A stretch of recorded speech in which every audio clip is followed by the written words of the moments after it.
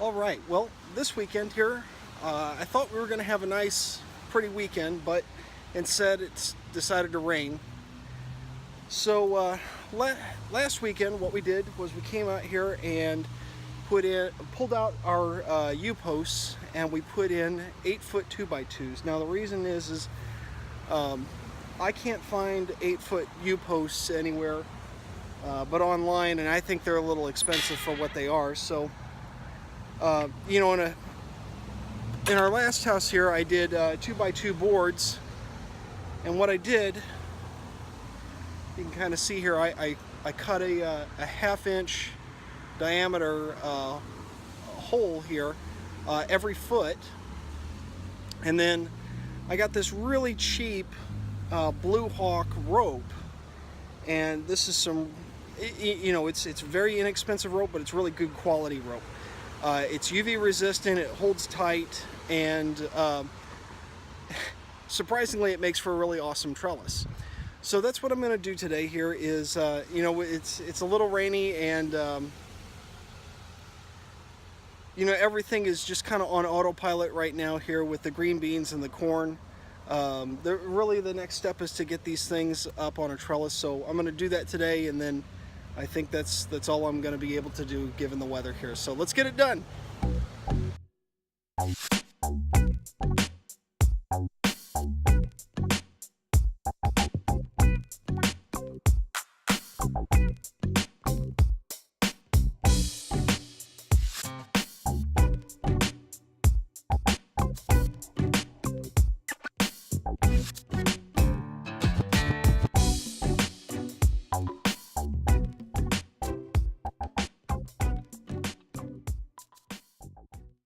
Now we're here at the end. Now I don't know if you can see this or not here, but we'll just tie a winch into the rope.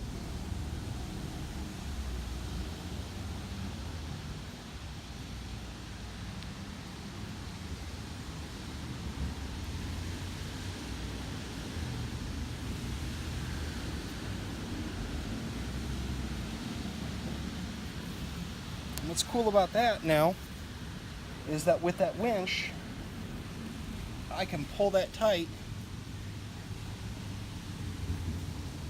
and then tie that off. And because all of the tension is right here,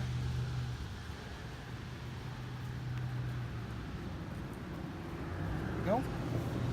That's a very nice and easy way to keep the tension in one spot, but all the way down to the end and back. Alrighty, so we're gonna do this anchor one here, and I got a little story about how this knot works. Now I'm not sure what the name of it is here, but it's a knot that doesn't slip and is very easy to undo. And there's a little story about how I learned how to do it. When I was younger, we used to own a boat, and we would go jet skiing we would go water skiing on the lake. And we got to the point where my dad was telling me, you need to learn how to tie this knot here, because it's just something good to know. And it got to the point where he said, all right, we're not going to take the boat out anymore until you learn how to tie this knot. And I was so frustrated at the time with him, but I will forever be in his debt for him telling me how to tie this knot, because I have used it in so many other applications. It's not even funny. And it holds tight, and it's so easy to undo. It just comes out with very little effort. And again, you just make a loop here to anchor it, and then it's over under. I'm sorry. Yeah. You wrap it around, make a cross, and then it's over under,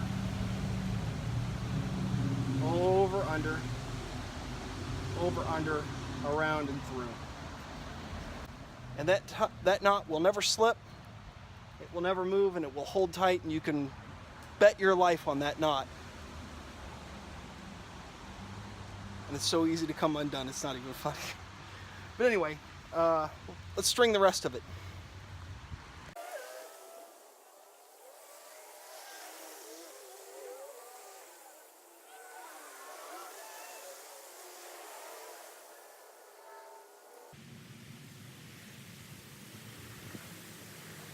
Alright, now that we're back here at the end, we're just going to tie a little winch in it, pull it tight, and then we'll be good to go.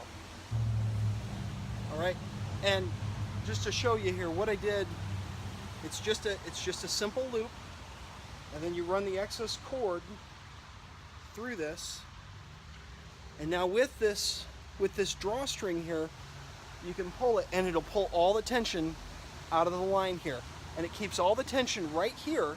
And that way I don't have to string each rope or each post and try to keep each rope each pole tight.